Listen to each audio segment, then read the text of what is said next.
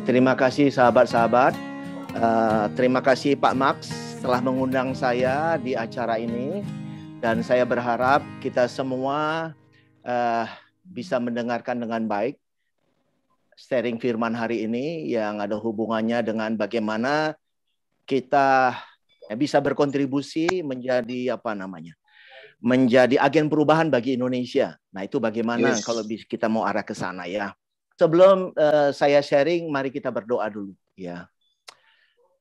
Tuhan Yesus, kami mengucap syukur dan berterima kasih pada sore hari ini. Kalau Engkau percayakan kami semua ada pada Zoom meeting sore hari ini Tuhan. Kami percaya Roh Kudus Tuhan ada di tengah-tengah kami dan beserta dengan kami. Dan memberkati setiap kami, memberi kami hati dan telinga yang benar.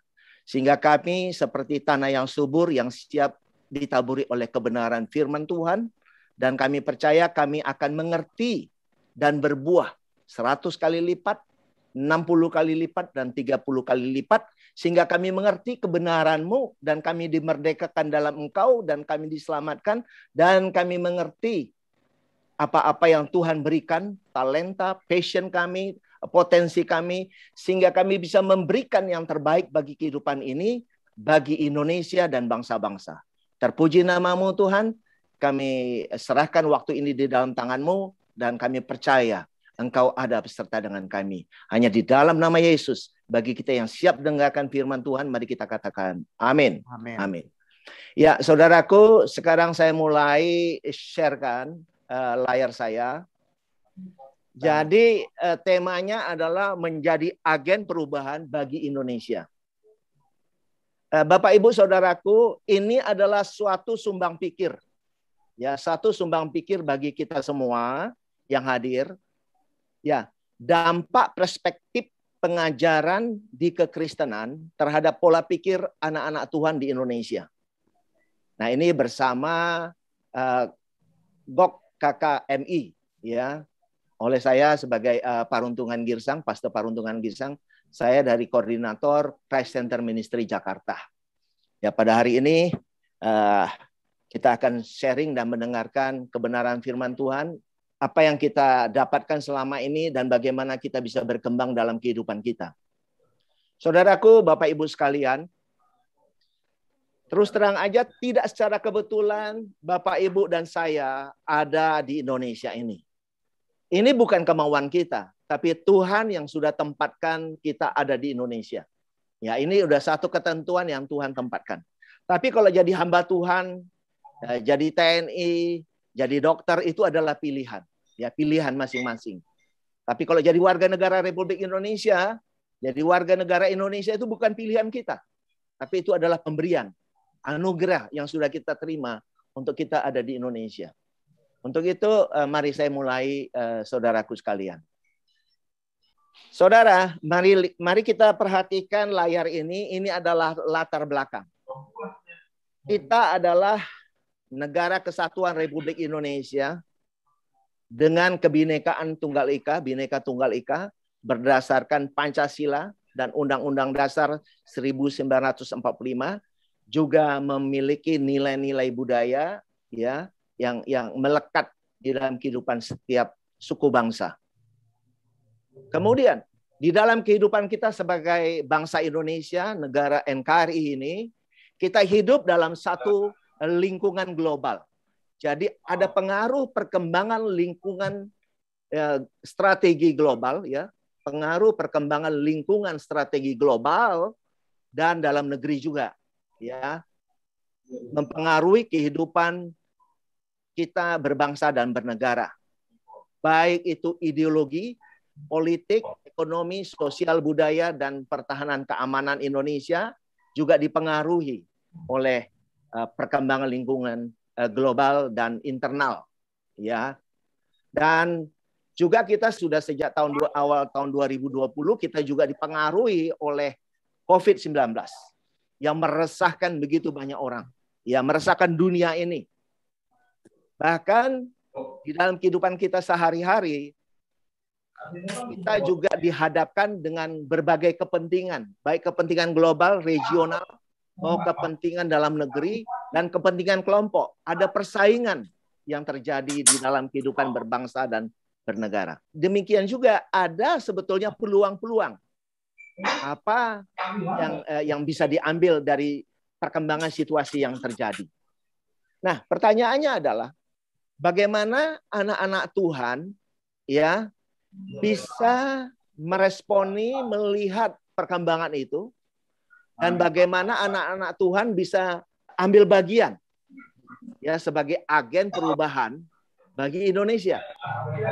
Dengan situasi yang ada, menghadapi tantangan yang ada, kita akan menimbulkan ide-ide, ada gagasan-gagasan, ada proses perencanaan, ada proses pengambilan keputusan, ada kebijakan, ada mengeluarkan peraturan-peraturan, ada undang-undang, ada grand strategi atau strategi yang dibuat, ada guidance, ada nilai-nilai yang mungkin dipengaruhi dan ada nilai-nilai baru dalam hidup, ada gaya hidup, ya. Dan ini semua kita hidup di dalam bagaimana kita ikut ambil bagian di dalam berbangsa dan bernegara. Untuk itu, bagaimana anak-anak Tuhan ya sebenarnya bisa menjadi keteladanan, bisa menjadi sumber inspirasi, dan hal itu diapresiasi oleh masyarakat banyak. Nah, bagaimana itu? Apakah kita sudah masuk di dalamnya atau kita masih sebatas penonton selama kita hidup? Saya lanjutkan. Ini saudaraku adalah fakta kebenaran firman Tuhan yang alkitabiah serta hidup berbangsa dan bernegara. Saudara, ini dengan matinya Yesus Kristus di kayu salib, kemudian Yesus bangkit, kemudian Yesus datang dalam bentuk Roh Kudus, ya, dalam Roh Kudus dia datang kepada manusia dalam Roh Kudus kepada murid-muridnya pada waktu itu. Maka Yesus Kristus adalah agen perubahan terbesar sepanjang sejarah kehidupan manusia. Nah, di mana apa? Dosa-dosa dunia telah selesai. Kita telah mengalami hidup baru di dalam Kristus. Ayat-ayatnya jelas. 1 Petrus 1 ayat 3. 2 Korintus 5 ayat 16 sampai 17. Sangat jelas. Kita tidak bisa lagi menilai manusia dengan bentuk lahiriah karena kita sudah hidup baru di dalam Kristus sebagai manusia rohani, ya manusia ilahi. Dan Kristus tidak bisa lagi dinilai dalam bentuk lahiriah di ayat 16-nya.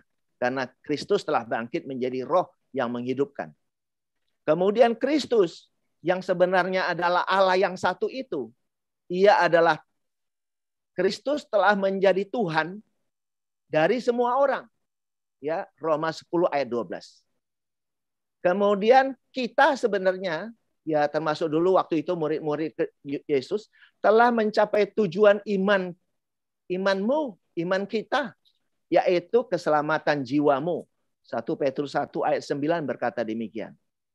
Kemudian, dengan berakhirnya zaman korban sembelihan, ya, korban sembelihan diakhiri, dengan paradigma menempatkan Tuhan di satu tempat juga diakhiri, ya, dengan kehancuran bait suci Allah pada tahun 70. Dan itu sesuai dengan kitab Daniel 9 ayat 27, kitab nubuatan. Kemudian kitab Ibrani 9 ayat 26, di mana Kristus tidak berkali-kali menyembahkan persembahan tubuhnya, tapi cukup sekali.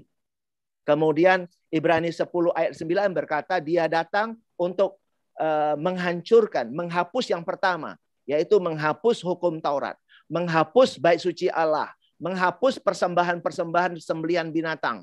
Nggak boleh ada lagi. Menghapus paradigma menempatkan Tuhan di satu tempat, yaitu ruang maha suci. Itu sudah nggak ada. Kemudian Ibrani 9 ayat 8. Di sini dengan Roh Kudus, ya, anak-anak Tuhan pada saat itu bisa menangkap kebenaran bahwa menuju ke tempat kudus itu, yaitu bait suci yang baru, yaitu tubuh Kristus, itu belum terbuka. Kalau bait suci Allah yang ada di Yerusalem pada saat itu belum runtuh. Nah, begitu itu hancurkan tahun 70, maka ya anak-anak Tuhan pada saat itu sadar bahwa mereka telah menjadi bait suci yang baru. Ya, bait suci yang baru. Bukan sekarang kita sibuk dengan memikirkan di Israel akan dibangun bait suci yang ketiga. Itu nggak ada hubungannya dengan Alkitab. Nah, itu saya mau katakan nggak ada hubungan dengan Alkitab. Nah, berakhirnya zaman korban sembelihan dan paradigma tersebut ya, itu membuat pikiran kita terbuka bahwa kita sebenarnya telah menjadi bait suci Allah di dalam roh. Nah, orang percaya telah menjadi bait suci Allah dalam roh, ya, menjadi tubuh Kristus. Dan kita adalah Yerusalem yang baru. Jadi Bapak Ibu, kita adalah Yerusalem yang baru sesuai dengan Wahyu 3 ayat 12 dan Wahyu 21 ayat 2. Jadi mohon maaf, saya mau berkata Yerusalem yang baru bukan kota yang bersifat fisik, tetapi para pemenang sesuai dengan Wahyu 3 ayat 12.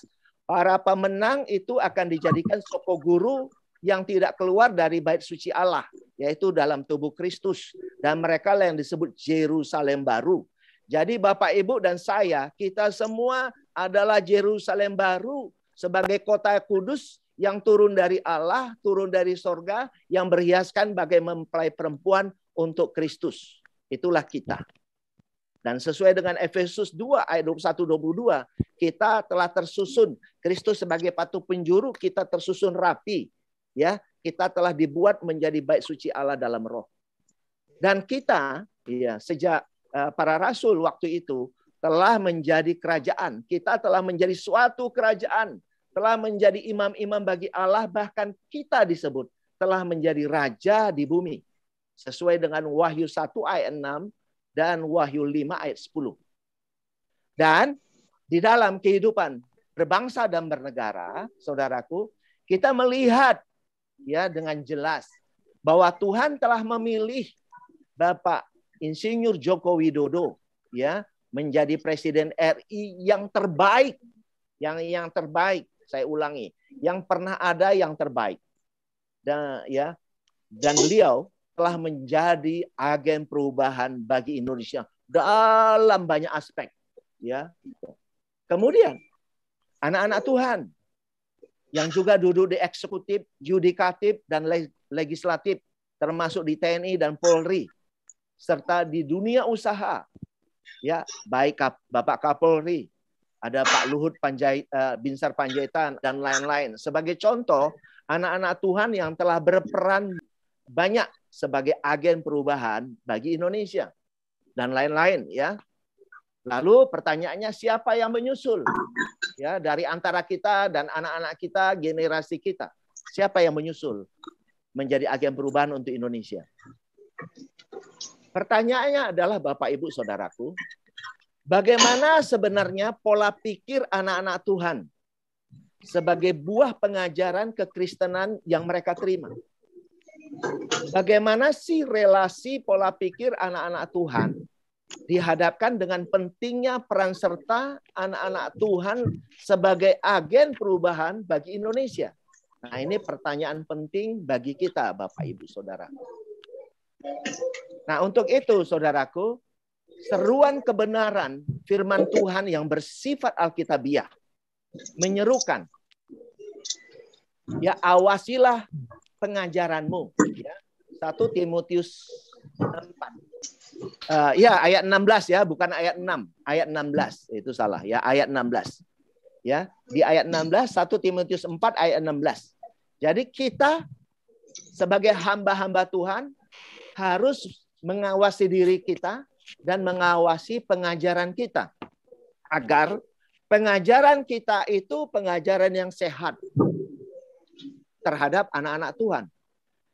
Kalau mereka menerima hal yang sehat, pengetahuan firman Tuhan yang benar, sesuai kebenaran yang bersifat alkitabiah, maka terjadilah pertobatan.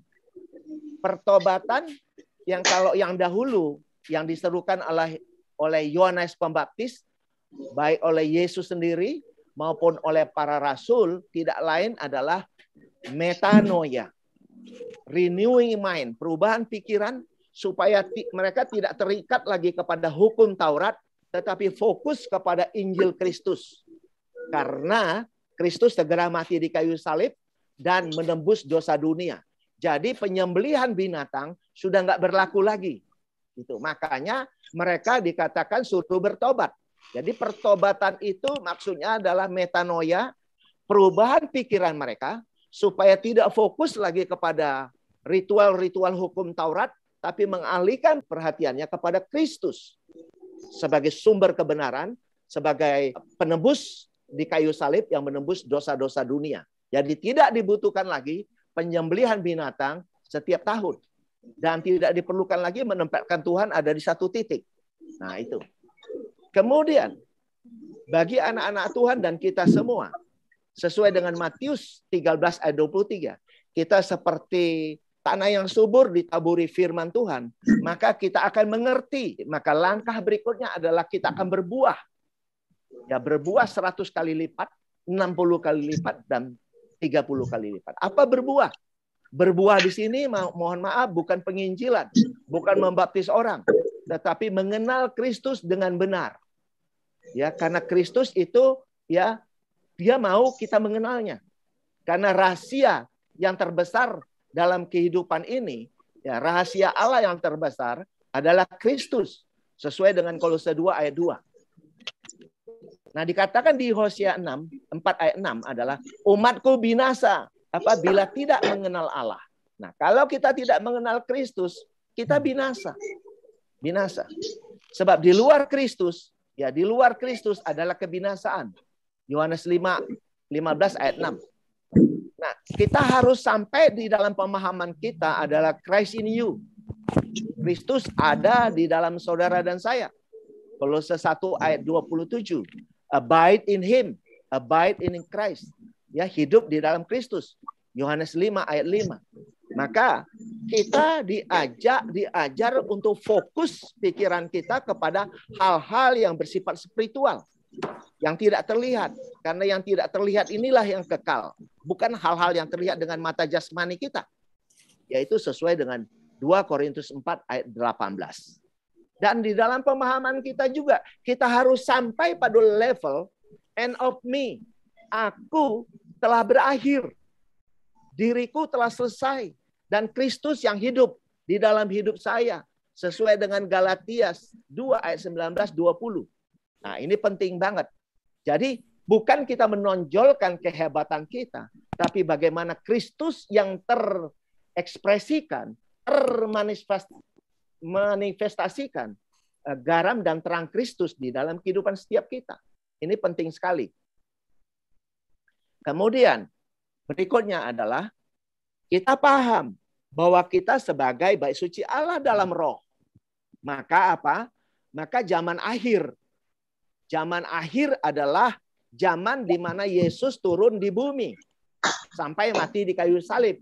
Sesuai dengan 1 Petrus 1 ayat 20. Ibrani 1 ayat 1 dan 2. Ibrani 9 ayat 26. Jadi itu adalah zaman akhir. Di mana Kristus hadir di bumi. Sampai dengan mati di kayu salib itu adalah zaman akhir. Dan akhir zaman telah digenapi. Apa itu akhir zaman? Akhir zaman adalah akhir dari diberlakukannya hukum Taurat. Akhir dari berlakunya masa penyembelihan binatang. Akhir dari paradigma menempatkan Tuhan di satu tempat. Dengan hancurnya bait suci Allah di tahun 70. Itu adalah akhir dari zaman sistem hukum Taurat. Zaman orang Yahudi berfokus kepada bait suci Allah. Diakhiri zamannya. Selesai zamannya. Nggak ada lagi. Jadi tidak ada lagi penyembelihan binatang. Karena Kristus sudah mati untuk dosa-dosa dunia. Tidak ada lagi paradigma menempatkan Tuhan di satu tempat. Karena Kristus telah menjadi roh yang menghidupkan. Dia maha hadir. Allah yang maha hadir di dalam kehidupan ini. Saat ini dia ada di Indonesia, ada di Hong Kong, ada di Amerika, ada di berbagai tempat. Karena Allah itu roh. Ya, dan kita semua telah hidup di dalam kasih karunia Allah itu. Di dalam kebenaran itu. Di dalam Kristus. Kemudian, kita tahu Allah itu roh. Ya, Yohanes 4 ayat 24. Maka kita menyembah dia dalam roh dan kebenaran. Tuhan adalah roh. Sesuai dengan 2 Korintus 3 ayat 17. Ya, Tuhan adalah roh. Kristus adalah roh yang menghidupkan. 1 Korintus 15 ayat 45. Nah, inilah Bapak Ibu, roh yang menghidupkan itulah Allah itu sendiri.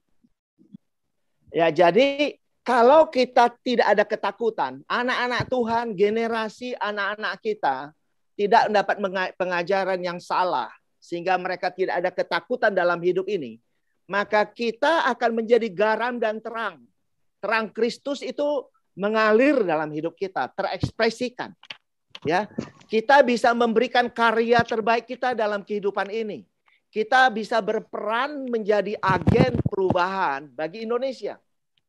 Ya, ini penting sekali kesadaran ini. Nah, mari kita lihat fakta. Ya, ini fakta yang terjadi. Ini saya tidak bohong, ini pengalaman pengamatan saya selama hidup saya. Fakta pengalaman pribadi saya, pengamatan saya dan analisis tentang pengajaran yang salah kaprah dan dampaknya. Ini mari kita lihat. Saudara, pengajaran Alkitab kita sama Bapak Ibu, ya. Alkitab kita sama. Ya, Alkitabnya sama, tapi pengajarannya berbeda-beda. Masih terdapat kontroversi tentang keselamatan. Jadi banyak orang tidak mengerti tentang keselamatan. Nah, kalau orang tidak mengerti tentang keselamatan, bagaimana dia bisa betul-betul hidupnya ini menjadi agen perubahan? Karena dia sendiri tidak ngerti tentang keselamatan. Ya. Kemudian banyak orang saat ini mengaku masih menjadi manusia berdosa. Oh, saya ini orang berdosa, kita ini orang berdosa. Kalau kita berkata, kita orang berdosa, berarti kita menolak salib Kristus yang sudah terjadi. Ya, banyak pengajaran mengaku dosa. Sering ada orang mengaku dosa. Ya, mengaku dosa Tuhan, ampuni dosa saya, Tuhan ampuni dosa saya.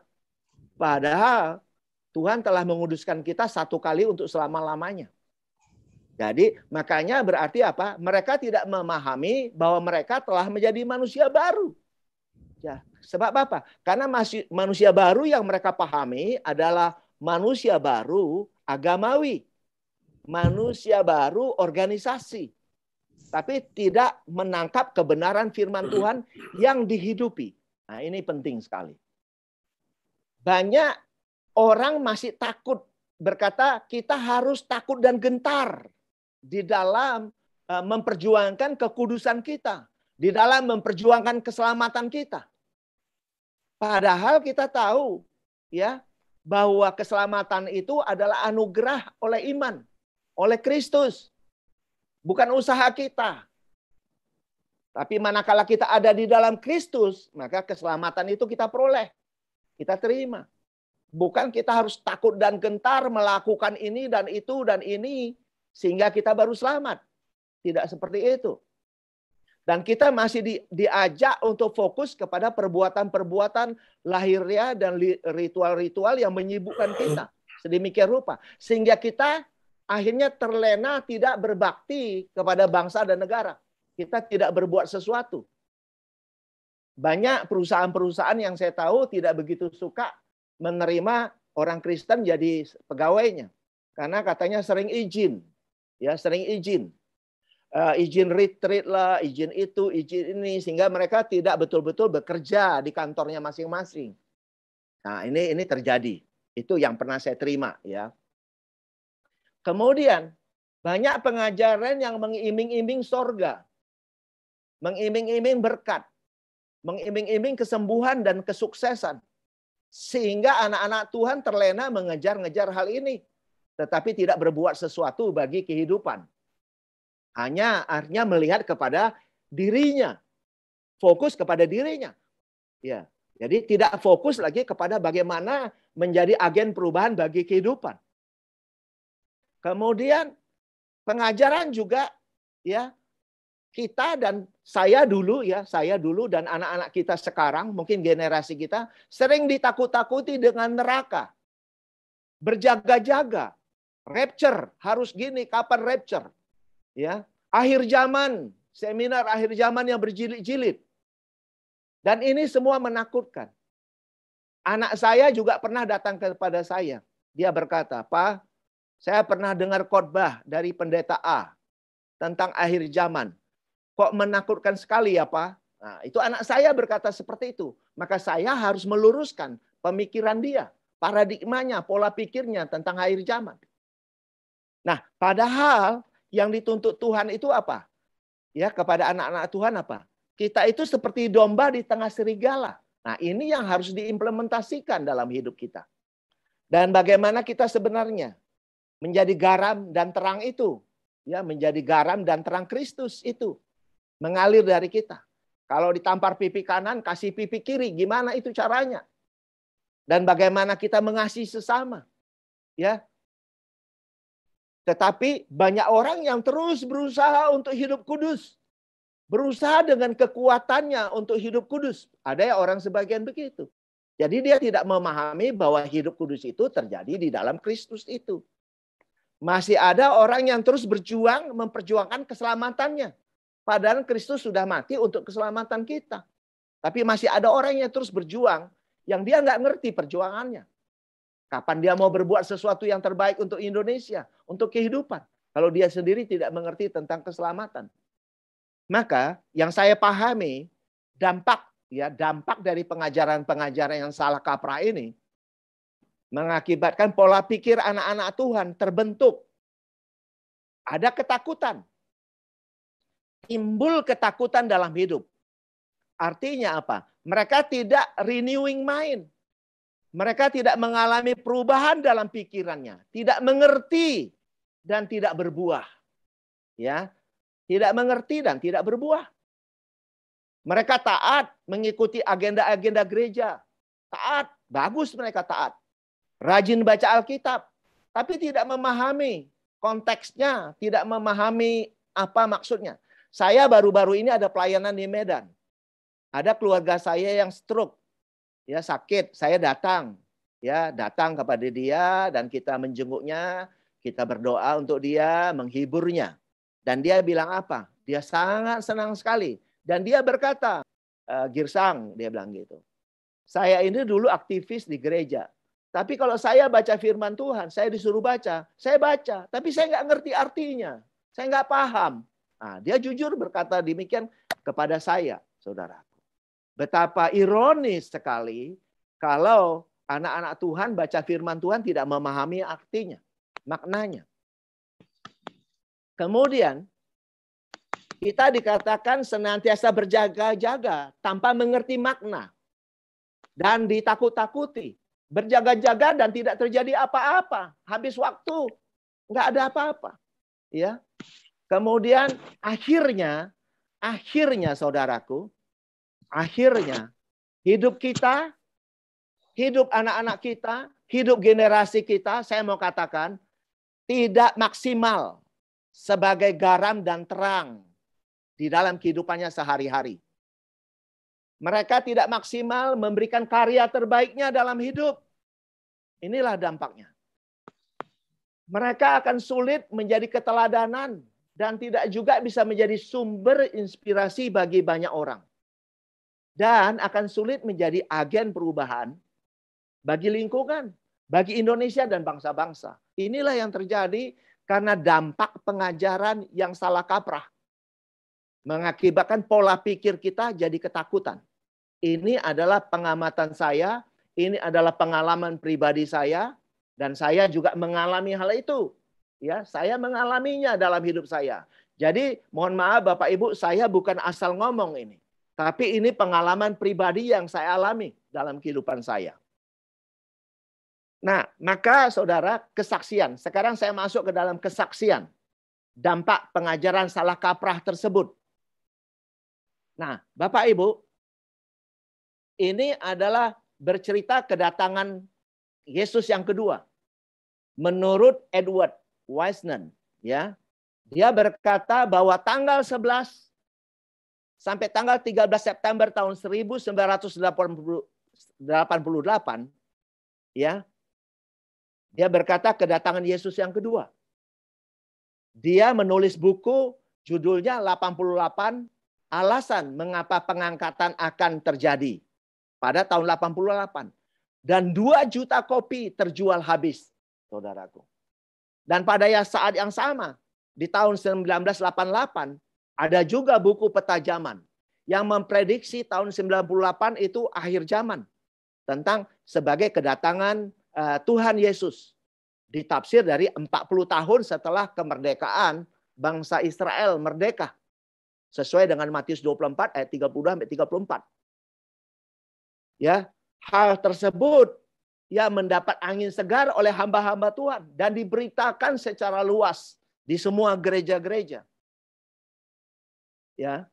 Bahkan ada seorang pendeta yang namanya Pendeta Mangapin Sibuea di Bandung tentang second coming juga, yang berkata 10 November tahun 2003 di daerah Baledeh Bandung ya akan terjadi rapture antara pukul 9 sampai 15. Nyatanya apa, saudara? Beliaunya diciduk polisi dan ditangkap, dipenjarakan. Nah, akibat dan banyak lagi, saudaraku. Saudara kalau mau lihat nanti itu alamatnya di Google ini ya, bisa baca. Banyak sekali di internet tentang pemberitaan hal itu. Ya, pengajaran sharing yang salah kaprah itu mengakibatkan apa, saudara? Ini kisah nyata, saudaraku yang di kanan ini. Berhenti sekolah. Saya punya sahabat, seorang sahabat. Dia berhenti sekolah di tahun 86, Bapak Ibu. Berhenti dari sekolah. Gara-gara khotbah akhir zaman. Berhenti sekolah tahun 86 dan berharap tahun 87 terjadi pengangkatan. Kemudian waktu saya pelayanan ke Yogyakarta bersama sahabat-sahabat. Di sana saya ketemu seseorang dan dia berterus terang. Akibat pengajaran Pak Girsang, saya berhenti bekerja. Saya berhenti kerja waktu itu. Menanti-nanti tahun 1988 terjadi pengangkatan. Yesus datang. Tapi nggak terjadi Pak Girsang. Katanya gitu. Kemudian banyak orang menjual harta bendanya. Bahkan pergi ke Israel, ke Yerusalem. Untuk di rapture, tapi tidak terjadi-jadi. Nah, sekarang saya baru memberikan kesaksian pribadi saya. Ini kesaksian pribadi saya. Bapak, Ibu, Saudaraku. Sekarang saya memberi kesaksian pribadi saya, Bapak, Ibu. Saya adalah orang yang benar-benar percaya kepada firman Tuhan. Saya adalah salah seorang yang percaya kepada kebenaran firman Tuhan. Dan inilah yang saya terima dari hamba-hamba Tuhan. Dan saya percaya itu. Sehingga waktu saya masih letnan, tahun 84, 85, 86, 87, Bapak Ibu. Ya, gaji saya masih kecil, Bapak Ibu. Ya, gaji saya belum besar. Tapi tanah waktu itu, Bapak Ibu, tanah di pinggiran Jakarta itu masih ribuan perak, ya, ribuan perak per meter. Saya waktu itu kalau mau beli ngumpul-ngumpulkan bisa, tapi akhirnya uang itu saya gunakan keperluan lain. Kenapa saya nggak beli tanah, Bapak Ibu? Karena saya pikir buat apa saya beli tanah? Kalau sebentar lagi Yesus datang, dunia kiamat, terus tanah untuk apa? Akhirnya saya nggak beli tanah, Bapak Ibu. Kemudian tahun 2014 saya pensiun, Bapak Ibu. Saya pensiun. Saya dosen, Bapak Ibu. Saya dosen di TNI Angkatan Laut, di Sesko TNI Angkatan Laut. Saya dosen di Sesko TNI, Bapak Ibu. Saya pernah ngajar di UI. Saya juga Lemhanas di Australia, Bapak Ibu. Punya kesempatan jadi anggota DPR. Kalau mau saya masuk partai politik. Pintu terbuka besar. Bahkan saya ditawari juga ya oleh kepala staf waktu itu untuk hubungan sama Aspers untuk mendapatkan jabatan-jabatan di luar, ya, apakah jadi komisaris, jadi apa, itu bisa jadi apalah di perusahaan-perusahaan di BUMN atau di mana, saudaraku, itu bisa saja terjadi. Tapi dan saya juga dosen, saudaraku. Saya tahun 2001, mohon maaf, sudah lektor, ya, Bapak Ibu, dan banyak perguruan tinggi yang bisa menerima saya. Saya punya nomor dosen nasional. Tapi saya nggak mau semua itu, Bapak Ibu. Saya mau fokus kepada kebenaran firman. Saya mau benar-benar mengabdi kepada pelayanan. Sampai pada satu titik saya dikirim ke Jerman, Bapak Ibu. Saya pelayanan ke Jerman bersama istri saya kepada para pengungsi di Timur Tengah, Bapak Ibu. Dan saya masukkan pelayanan saya di Facebook. Banyak komentar orang begini. Wah, ini bagus ini Pak Girsang. Setelah pensiun dia betul-betul pelayanan. Nah, katanya gitu. Jangan kayak Bapak Junimat Girsang. Dia ngapain masuk ke partai politik, jadi anggota DPR. Nah, banyak orang berkata begitu. Pikirnya kalau udah pelayanan itu udah hebat banget gitu, ya kan? Jadi anggota DPR nggak bagus. Nah, sampai ada orang punya paradigma seperti itu, Bapak Ibu sekalian. Saya mau berkata, puji Tuhan juga. Karena saya akhirnya menekuni firman Tuhan, saya bisa menangkap kebenaran. Ya, saya bersama sahabat-sahabat saya, bersama teman-teman, kami sama-sama belajar, menggali kebenaran, berdiskusi, sehingga menangkap kebenaran ini. Maka pada hari ini, saya dengan tulus dan berani memperkatakan kebenaran ini kepada kita semua sebagai hamba-hamba Tuhan, agar kita introspeksi diri. Kita melihat diri kita. Dan saya juga sudah berbicara kepada dokter teologi yang ada di STT, saudara. Saya berkata kepada dokter teologi di STT, mohon maaf, tolong cek lagi kurikulum saudara di STT. Apakah kurikulum itu sudah benar? Jangan cuma ngambil aja kurikulum dari tempat lain. Tidak, kita harus menelitinya. Saya berkata demikian, Bapak Ibu Saudaraku. Jadi marilah kita jujur dengan diri kita, pemahaman kita. Apakah yang kita pahami ini sudah benar? Apakah kita perlu meneliti lagi? Kita tidak terikat oleh doktrin A, B, C, tapi bagaimana kita terikat oleh doktrin Yesus Kristus yang tertulis di Alkitab. Ini saya demikian. Saya demikian. Saya lanjutkan Bapak Ibu. Ini saudaraku yang tadi ini itu kesaksian saya pribadi ya. Sekarang begini. Ini kesimpulan Bapak Ibu. Kesimpulan, action pengajaran yang sehat dan anak-anak Tuhan bisa menjadi agen perubahan bagi Indonesia. Mari sama-sama kita pahami, ya Bapak Ibu, mohon maaf saya tidak mengajar, tapi saya sekedar sharing.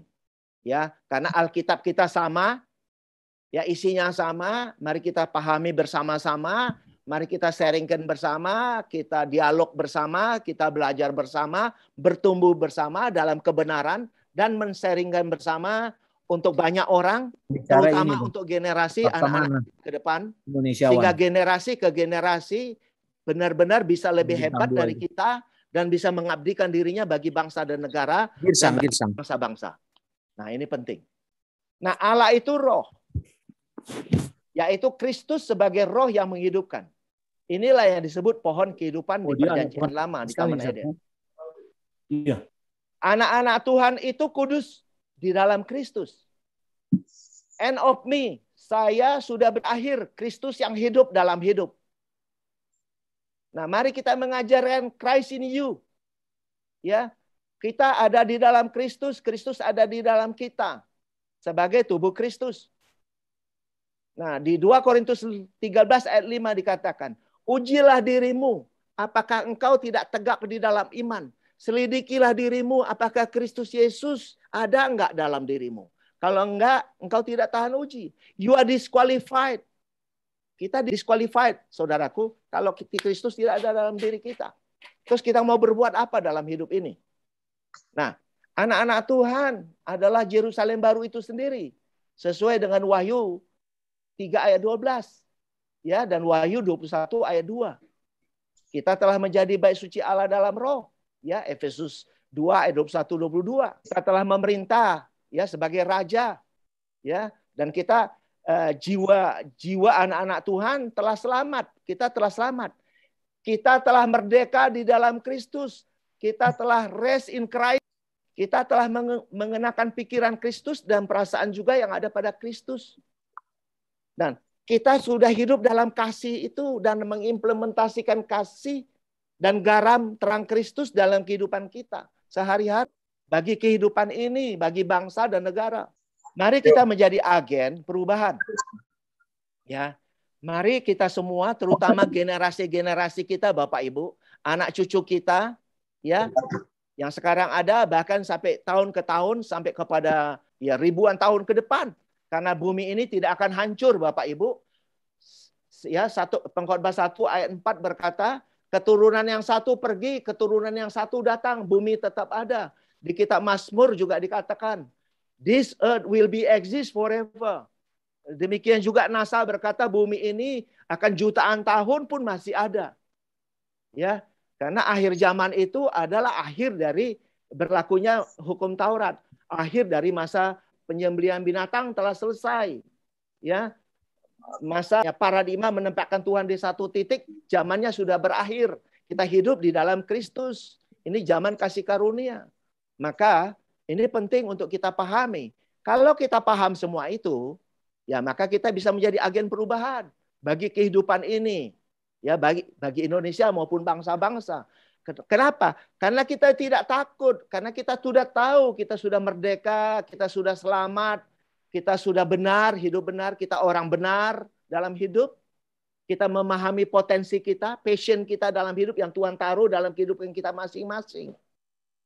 Ya, mari kita sama-sama menyiapkan platform yang benar, ya, platform. Ya, menyiapkan sistem yang tepat, ya, baik untuk kita maupun untuk generasi kita, generasi ke generasi, biar bisa dilanjutkan. Mari masing-masing kita menjadi keteladanan, ya. Anak-anak kita juga bisa menjadi teladan dimanapun mereka ada. Anak-anak kita dan kita semua bisa menjadi sumber inspirasi. Kita semua dan anak cucu kita ke depan, generasi kita bisa menjadi jawaban terhadap persoalan bangsa, persoalan negara, persoalan regional, global. Nah, bagaimana anak-anak kita bisa masuk di dalamnya? Ini penting banget. Mari kita semua siap bersinergi, ya. Kita siap dengan tulus memberikan karya terbaik kita bagi kehidupan ini, bagi Indonesia, bagi bangsa-bangsa. Ini penting sekali, saudaraku. Sebagai saran tindak lanjut, saudara. Nah, sharing saya hari ini, mari kita buka hati, mau kita dengan jujur introspeksi tentang diri kita, tentang pelayanan kita, tentang pengabdian kita, tentang kehidupan kita. Mari ini menjadi satu masukan yang sangat berharga bagi kita semua. Juga bagi diri saya sendiri, saudaraku. Mari kita pahami bahwa kita telah memiliki relasi dan kesatuan dengan Kristus. Kristus sebagai kepala. Mari kita memahami bahwa tanpa Kristus, hidup kita disqualified. Kita tidak layak. Mari kita dengan sadar kita tidak munafik dalam hidup kita dan dalam pengajaran kita. Dan hidup kita sebagai orang Kristen, sebagai anak-anak Tuhan, kita tidak munafik. Mari kita sama-sama jujur dengan pengajaran sebagai hasil penyelidikan yang benar, bukan berdasarkan ikut-ikutan hanya karena mayoritas berkata begitu, lalu kita ikuti. Tetapi ujilah, katanya, ujilah. Mari kita gali. Amsal 25 ayat 2 katakan, kemuliaan Allah ialah merahasiakan sesuatu. Kemuliaan raja-raja ialah menyelidiki sesuatu. Jadi saudara dan saya, Bapak Ibu dan kita semua, mari kita menyelidiki kebenaran firman Tuhan dan mengajarkannya sebagai pengajaran yang sehat kepada banyak orang, kepada generasi kita, generasi ke generasi. Sehingga mereka hidupnya benar-benar merdeka. Tahu dirinya selamat. Supaya mereka bisa mengenali potensinya. Bisa tahu tentang dirinya. Bisa mengabdikan dirinya bagi kehidupan. Bagi bangsa ini. Bagi bangsa-bangsa di dunia. Ini penting sekali Bapak Ibu Saudaraku. Mari dengan sadar kita bersinergi satu dengan yang lain. Baik secara pribadi maupun dengan organisasi. Ya. Dan benar-benar melakukan aksi nyata dalam menyiapkan diri sebagai kesatuan tubuh Kristus dan membangun generasi ke generasi dengan siap menyiapkan platform sistem yang terbaik sesuai kebutuhan dalam kehidupan ini, bagi kita saat ini maupun bagi generasi kita. Ini yang saya mau sampaikan pada hari ini, Bapak Ibu sekalian. Saya mengucapkan terima kasih atas atensi kita semua. Ya, mari kita pahami Christ in you, the hope of glory. Be a blessing to Indonesia. Mari kita menjadi berkat bagi Indonesia, dan mari kita bersama dengan orang-orang yang kita layani, bersama generasi-generasi kita ke depan, saudara, Bapak, Ibu, benar-benar kita bisa menjadi agen perubahan bagi Indonesia. Kalau mau jadi agen perubahan bagi Indonesia, harus mendapatkan kebenaran yang benar, sehingga mereka mempunyai self-confidence yang tinggi dalam hidup. Mereka percaya diri, tahu tentang dirinya, tahu tentang potensinya. SWOT analisis, ya. Mereka mengerti tentang kekuatannya, mengerti tentang kelemahannya, mengerti opportunity dan kendala yang mereka hadapi. Sehingga mereka bisa memikirkan strategi-strategi apa yang mereka pikirkan dalam kehidupan, dalam berbakti kepada kehidupan ini. Sehingga kita benar-benar menjadi jawaban, ya, menjadi the answer of the problem, ya, bagaimana how to solve the problem, ya. Bagaimana kita menjadi the solver of the problem bagi bangsa ini, bagi kehidupan sehari-hari. Demikian Bapak Ibu sekalian, terima kasih atas perhatian kita bersama dan selamat sore. Terima kasih. Tuhan Yesus memberkati kita semua. Haleluya. Amin, amin, amin. Puji Tuhan, terima kasih Pak Pendeta Laksamana Muda Paruntungan Girsang yang sudah memberikan paparan yang sangat mendetail, komunikatif, dan terasa sangat berguna.